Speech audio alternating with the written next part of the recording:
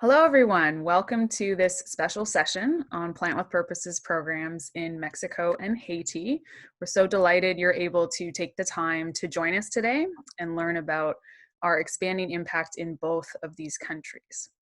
My name is Valerie Folks. I have been with Plant with Purpose for almost 5 years now as the regional representative in Texas. And I've had the privilege during those 5 years to visit our programs in southern Mexico and Haiti several times. But that certainly doesn't make me an expert, and that's why we have my wonderful colleague from the programs team joining us today, Milmer Martinez Vergara, who is our regional partnership manager for Latin America. Milmer actually began volunteering for Plant with Purpose almost 20 years ago, which is incredible. And then he officially joined our team as staff in 2007. So a few fun facts about Milmer. He is originally from Colombia. He is a biologist and perhaps a little obsessed with dolphins. That's how he ended up moving to San Diego.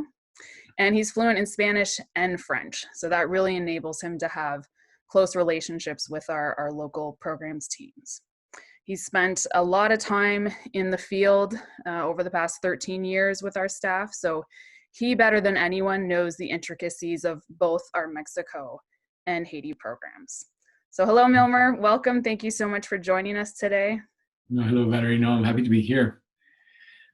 So unfortunately, given the unreliability of internet in Mexico and Haiti, we can't have our local program staff join us live, but we do have recorded messages from each of our country directors that we're going to get to shortly. So in today's session, we're going to first talk about Mexico and then switch over to Haiti. And we're really looking forward to hearing from our country directors and getting more insights from Milmer. And then in the second half of the session, we're going to switch to taking your questions live. So you can start to think of what you want to ask our team. Throughout this session, there are a few interactive ways that you can engage. So on the right-hand side of your screen, there is a chat function, so you can engage with the other participants and introduce yourselves. There's some polls, so feel free to answer those questions. And in that same area is where you can submit your questions as well.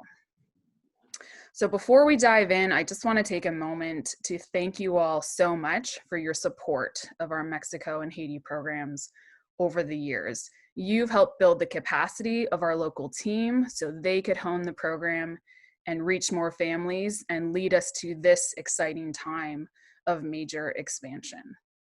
As you know, our partnering farmers are some of the most vulnerable people in the world given their conditions of poverty.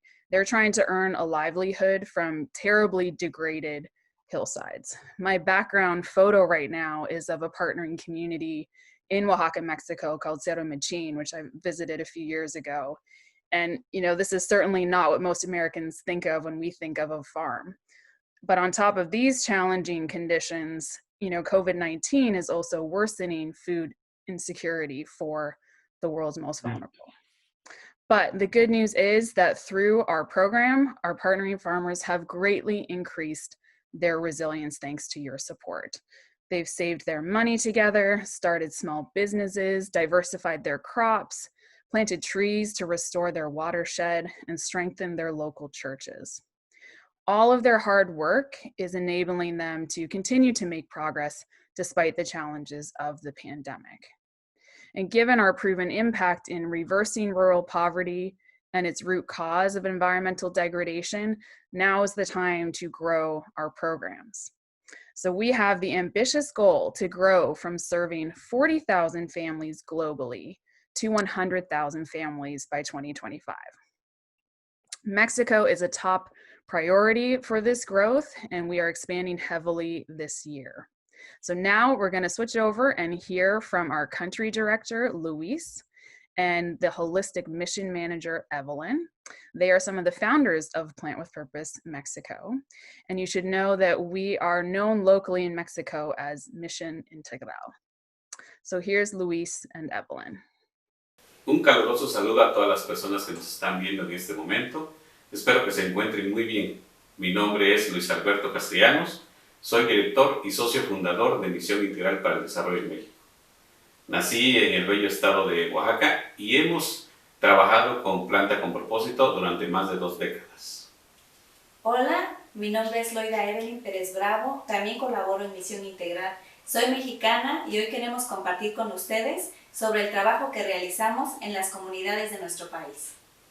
Quiero empezar diciendo que nuestra misión es la de facilitar un proceso de desarrollo transformador con grupos y comunidades en situación de pobreza.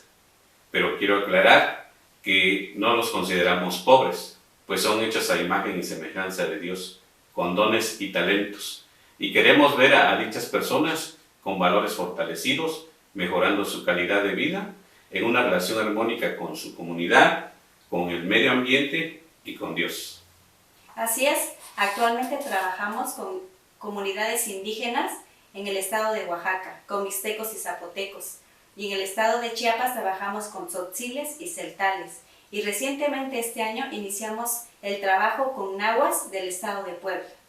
Quiero compartirles que recientemente, en días pasados, estuve en una comunidad donde facilitamos un taller de desarrollo transformador, y al preguntarle a las personas cuáles eran los principales retos y problemas que ellos tienen, ellos nos compartían lo siguiente: que su tierra se ha empobrecido, que ya no llueve como antes, que se ven aquejados por plagas que se comen sus cosechas desde antes de que éstas se den.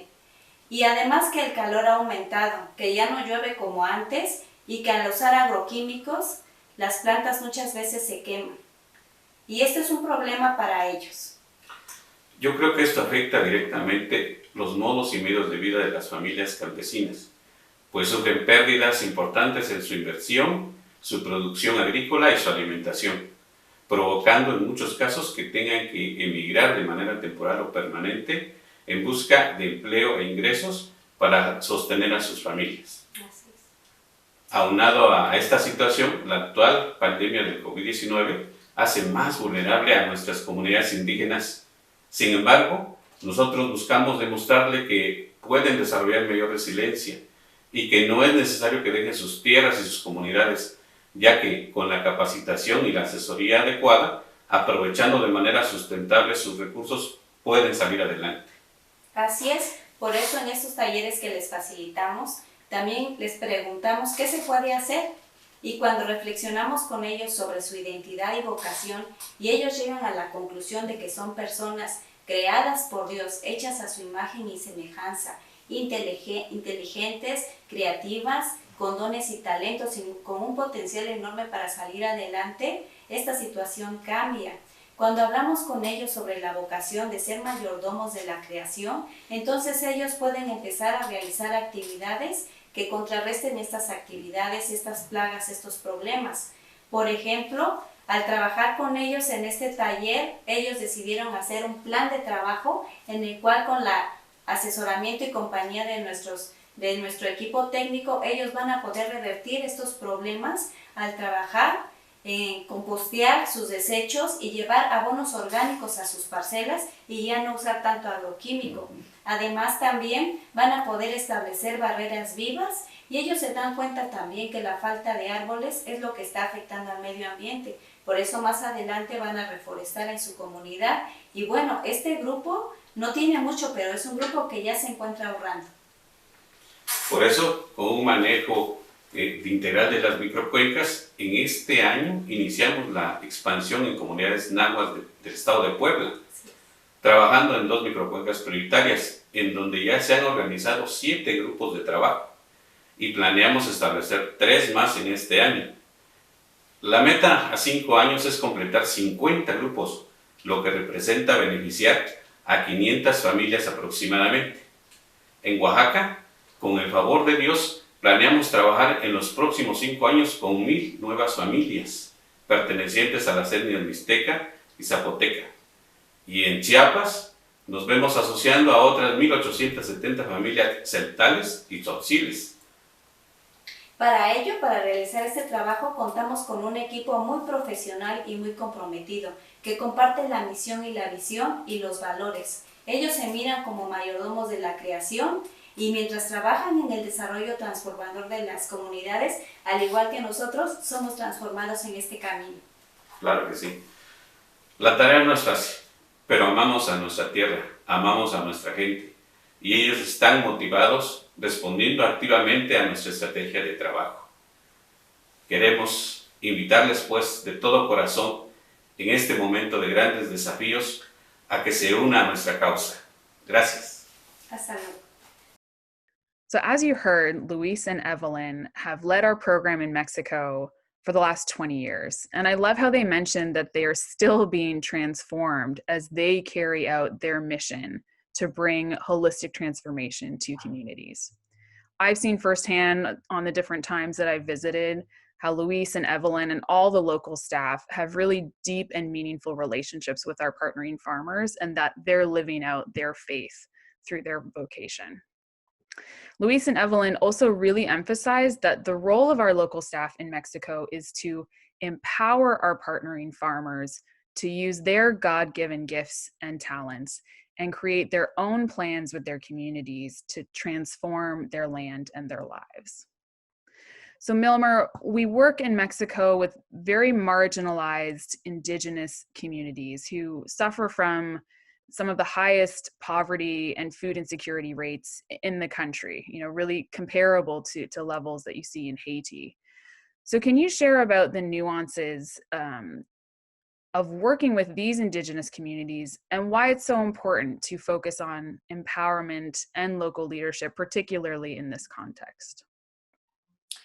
Yeah, no, as you mentioned, Valerie, we work with indigenous communities in all in all parts of Mexico, pretty much. We're currently working in Oaxaca, in Chiapas, and we're starting in Puebla. In Oaxaca, we work with Mixtecans, with Mixtecans from the highlands, and also from Zapotecans from in some areas in the lowlands.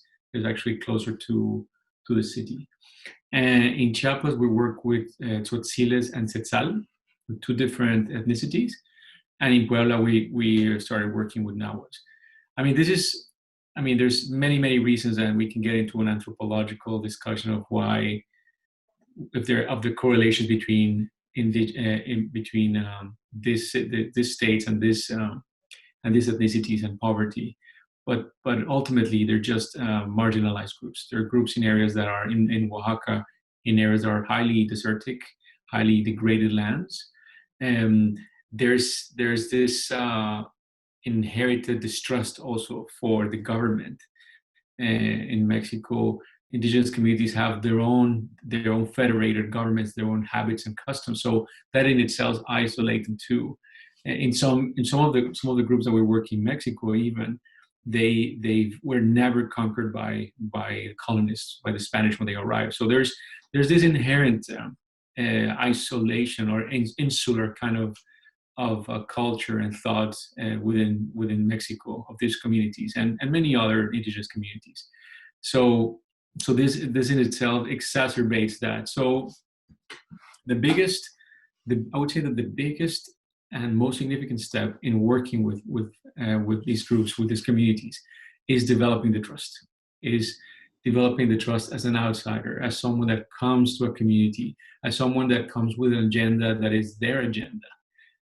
So people are incredulous at first. They don't believe that a group like us is coming to be part of the solution of the problems, and that they don't want anything in return.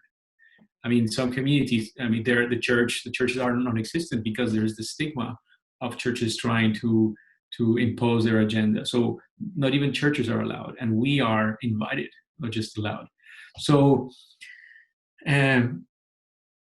you could say that in both in Oaxaca, I haven't been to Puebla just yet, but Oaxaca and Chiapas, there is that inherent distrust for the outsider. And as I said, the biggest and the most significant step of working in those communities is becoming part of the community. We're not just there to work, we're there to collaborate. People invite us, people welcome us. So when we talk about empowerment, we talk about sustainability, our methodology is one that people not just adopt what we bring, but they adopt and adapt what we bring to their culture and context. So there's this very, very tedious and process where the communities and our teams are basically having an exchange of experiences, what you were saying before and what we heard in Luis's video about being transformed is this acceptance that in order to facilitate transformation, we ourselves have to understand that we have to be transformed too. We have to understand that we're not aware of the specifics of each community and each culture. And by that exchange, by that interaction, by that devotion towards their well-being, and recognizing our vocation as part of that, then we develop that solution together.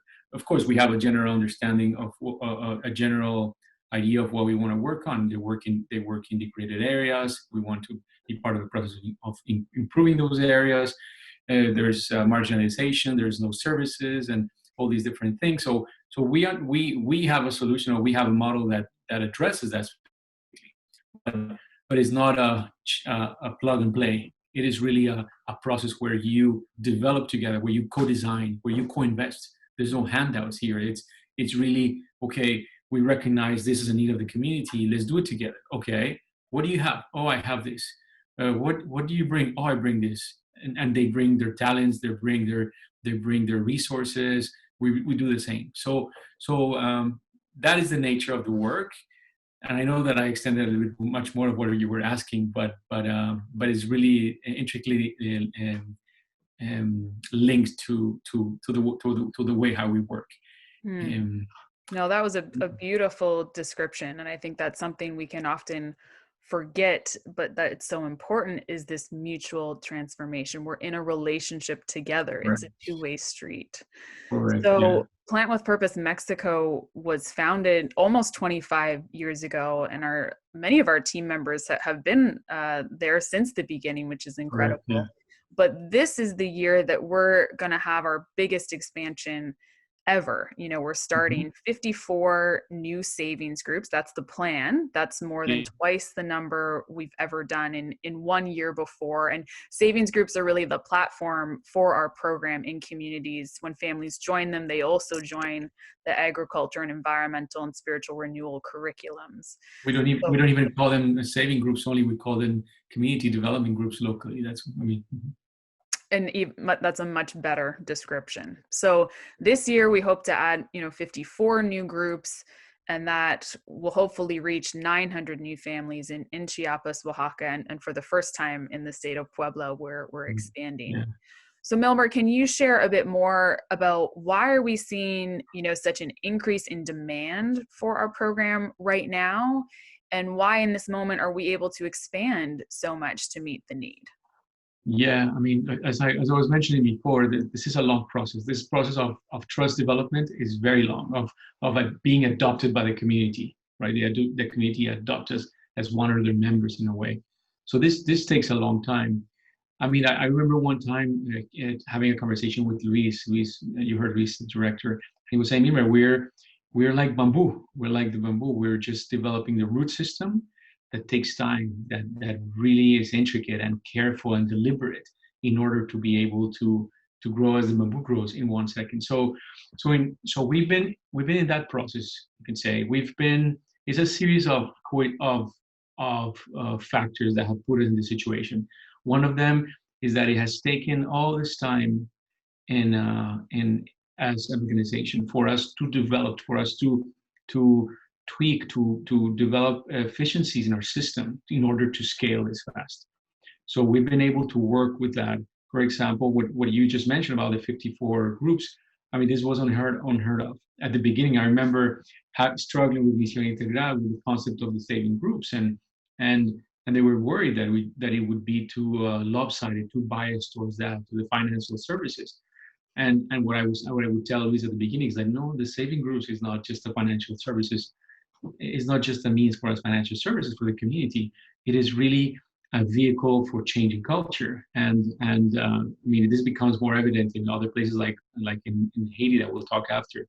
But again, so this has taken time to adopt organizationally, to understand, to really optimize it and make it efficient, tweak it to a point where it supports all the other parts of the organization. So again, usually for the last 8 years, we've done 10, 8, 9 groups. But now we've laid all that groundwork organizationally, also in terms of relationship with the communities. In Chiapas, for example, where we're doing the most of the expansion, that we're doing 30 groups, we're talking about more than 600 families just in Chiapas. I mean, this was unheard of. Like, Chiapas is a traditionally untrusting culture of people, of outsiders. I mean, they have habits and rules and systems that would strike you as definitely not something that we're used to.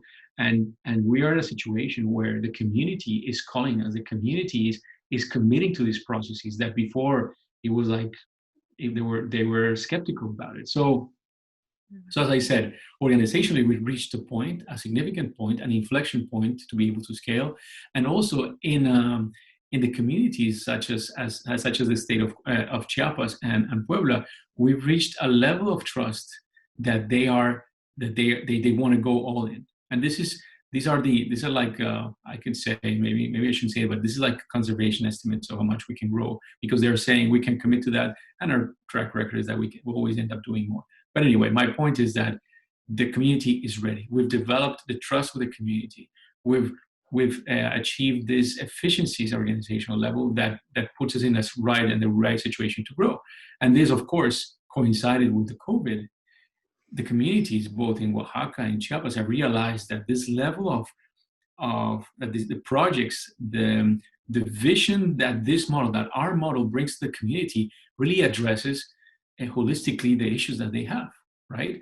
So the problems that they have with water, the problems that they have with security, the problems that they have in community organizations. This is the other part of the vision of the community development groups, the saving groups.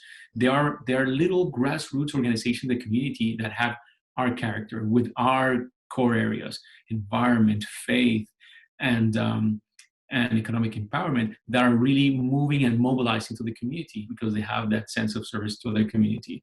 So these are two of the aspects. A third aspect I would say is achieving critical mass in promotership.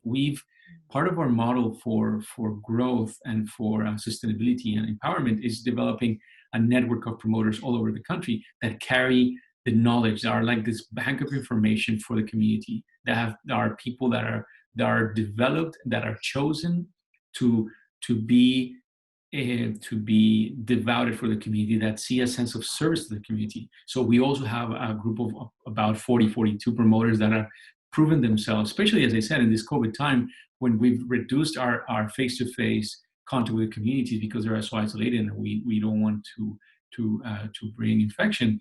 There are our hands in the community. They're carrying out all these things that they were trained, all these things that they were practicing. They're doing it in those areas. So anyway, that's another component. But still, all these different factors have put us in this situation where the need, as well as our level of maturity and in relationship, put us in a situation of growth. And I think it's just an amazing opportunity for us to be a part of as practitioners, and also as donors, as people that are interested in seeing that change. Well, thanks for all of those insights, Milmer. And it clearly is a pivotal year for our brothers and sisters in Mexico. And we're really excited for what is to come and what our team has worked so hard over the decades to achieve, to get to this moment where we can scale rapidly and there's that demand from communities. So again, I want to thank all of our supporters who have made this moment possible. And I'd like to invite you to continue to participate in this expansion. You may have heard that all gifts towards our Mexico program made during this 3-day event, October 8th to 10th, will be matched thanks to some very generous donors. So that's an exciting way to participate. So now we're going to switch gears to Haiti. And it's rare to see a positive news headline about Haiti. We all probably have heard that it's the poorest country in the Western Hemisphere. It's experienced catastrophic deforestation, which is very much linked to the extreme rural poverty. Farms are so steep and rocky, they're on the incline of double black diamond ski slopes, and that's not an exaggeration. Yet that's what families depend upon for their livelihoods and to feed their kids. And on top of those usual challenging conditions, add in drought, hurricanes. It's sadly ironic you can have both of those in the same season, and of course, COVID-19. But again, our partnering farmers in Haiti are demonstrating their hard-earned ability to withstand shocks. Through several hundred locally run savings groups that Plant with Purpose has trained, our partnering farmers in Haiti currently have over 1.2 million US dollars in equity. That's an incredible resource and safety net that they have generated themselves. So that's a positive news headline for you. Now we're going to hear from our country director in Haiti, Guy Perisson. Just so you're aware, Plant with Purpose is called Floresta in Haiti, and Guy also uses the short form VSLA to refer to our savings groups. So now we're going to hear from Guy. Hello, everybody. I'm Guy Perisson. I'm the CEO of Plant with Purpose Floresta Haiti. I'm working for the organization since 2001. My background is business administration and accounting. Floresta Haiti Plant with Purpose is founded in 1997, and we are working with farmers in rural area in 3 departments, and the north and the west and the southeast, and also we are working in 12 communes. Right now we are working also with about 100 local churches where we partner with, so that we could work together in the community to have more synergy, to have more activities. And also we are working with about 40 schools where we teach the young students, the best agriculture techniques. Right now we promote about 653 VSLA groups and the communities where we are working. The VSLA is a platform where a group of 25 people save money together and also get loans by themselves. And also we are empowering 6,000 families, and the area where we are working. But we teach them best agricultural techniques. We teach them how to improve their soil. People in the rural area of Haiti, they are, very neglected. They do not have good infrastructures in the area. In some places in the rural area, people do not have access to clean water and good water. They do not have access to good schools. They do not have access to electricity. But their main activities are sometimes small business and agriculture. Because, most of them, they do not have a lot of land, to plant corns, beans, to feed their family. Sometimes they cut the trees to get places to plant trees, and some places also they cut the trees to make charcoal to sell in the marketplace. But as consequence, the topsoil, is eroded, and also the soil, the farm became less productive. Because of that, most of the families in the rural area, they leave the countryside to go to the cities, and also to go abroad, to go in Dominican Republic, just to look for a better opportunity. But our program try to train them, to teach them best agriculture techniques so that they could improve their soil and also to get better crops. But right now we are teaching them, about how they could together plant trees and also food for their family. But we teach them kind of agroforestry techniques. And also with the Versali, they save money and also they get money and the Versali to buy seeds for agriculture, to pay school fees for the children, and also to do small businesses. But our program, help people to, I could say, to build a better future for the children, and also to create more resilience, for the people. Because, Haiti is a very vulnerable and also poor country.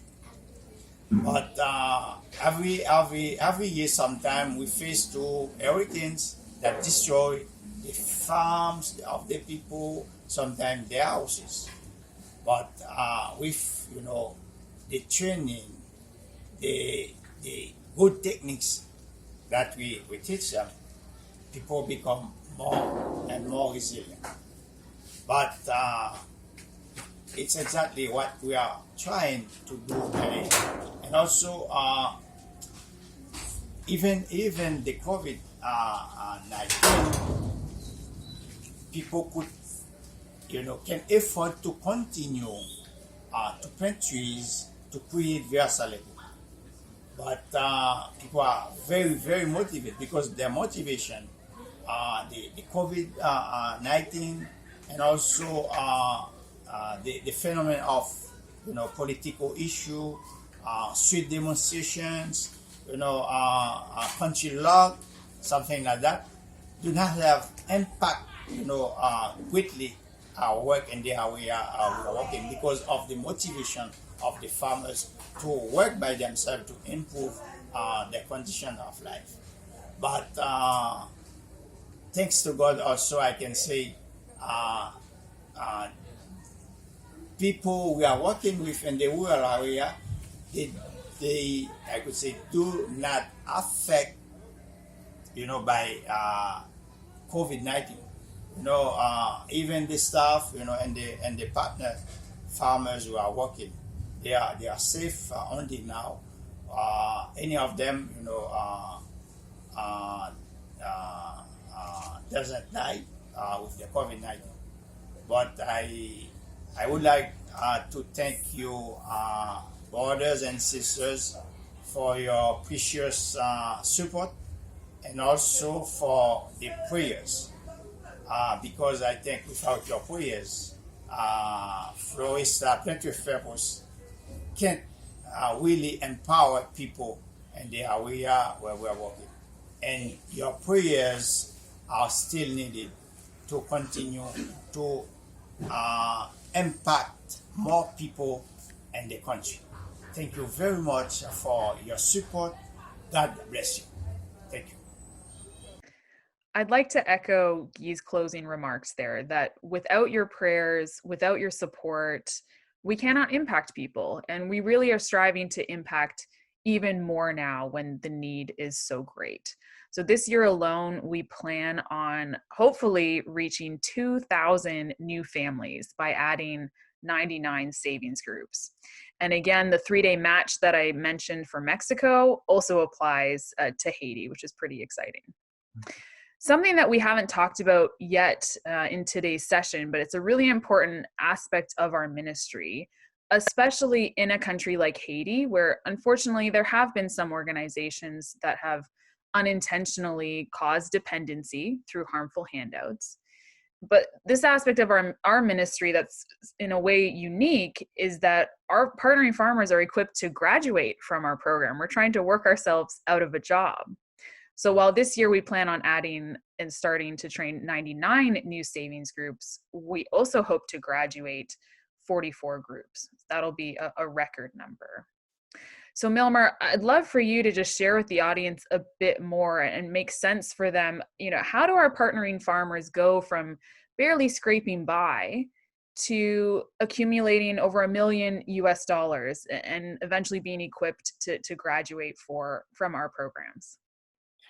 Yes, no, it's amazing, and yeah, it's enough to keep you doing your work, and yeah, it's very rewarding. So yes, I would more than the equity and the amount of money that they save till the end. I mean, I think that the biggest component of graduation is for the community groups to have all those elements for them to thrive without us, to all those elements to be able to not only solve their problems but to thrive. So I mean, this starts from the beginning. This starts from working with people that are willing to change, that understand that in order for them to go to this current state, to the future state, they need to work, they need to do it. And as you were saying, we don't do handouts. We understand that they can be counterproductive. So it's the same model of co-design, of co-financing. We work together. We recognize everyone, as Luis was saying, and we know this is part of who we are, that everyone has their talents and their skills. So we work with that. We work in the community. I mean, Haitians are amazing people. I love going to Haiti. I love going to the communities and seeing the color and the character of the country that is determined by them. So what we are catalyzing at the end as an organization, as a group of people, is a change, is a shift in mindset of the local communities, a mindset where they are expectant of what the government can give or what other people can give them, and move to a different mindset and a different position where they recognize that they can also give from their talents, from their little resources. I mean, one of the biggest obstacles to doing VSO groups in anywhere, in any country, not just us but organizations, is that people always say that they don't have anything to save, that they have no money to save, but it's not true. Everyone has something to contribute. So even that ideology, the methodology of the VSLS aligns very well with this mindset that you have something to give, that you as a child of God was making His likeness, and that you have something to contribute. So we work with that. So I mean, clearly there are farmers in the areas that we work in, rural areas. We train them. We strengthen those components. There's, as I was mentioning before, there's this community organizational components, and all this together with the ability to save, with the perspective of improving the environment, and see how their livelihood is linked to the sustainability of the environment. The shift in the mindset, it happens, right? Even the methodology of the VSO group, of the saving groups, is something that without them even noticing is changing the culture and the perspective. I mean, one of the first things that they do in policy when they start, because they have to do their own policies for the group, is like people need to be organized. They need to raise their hands when they talk. No one can talk on the phone during the meetings. These are things that no one does in the communities. No one. This is not important for them except when they are in the VSO groups. So little by little, that change of mindset, that change of perspective from receiving to giving, right? To be able to give is that shift that we're looking for in graduation. We see communities that are not just empowered to help themselves and to solve their own problems, but we see communities with the faith component. We see communities going to service. They are empowered. I can solve my own problems, but they also recognize the neighbor's problems, the community's problems, as their own, and they mobilize as a group. They mobilize as a people with their resources, with their efforts, with organization to carry out change. So these are the elements that we are looking for for graduating communities, much more than just equity, much more than just yield. Are those foundational aspects of a mindset of progress, of a mindset in which I know that together we can do it, in which I know that my contribution makes a difference, that we care about in graduation. So for me, as you say, yes, we have almost 100 groups that we're recruiting this year. That is almost 2,000 families.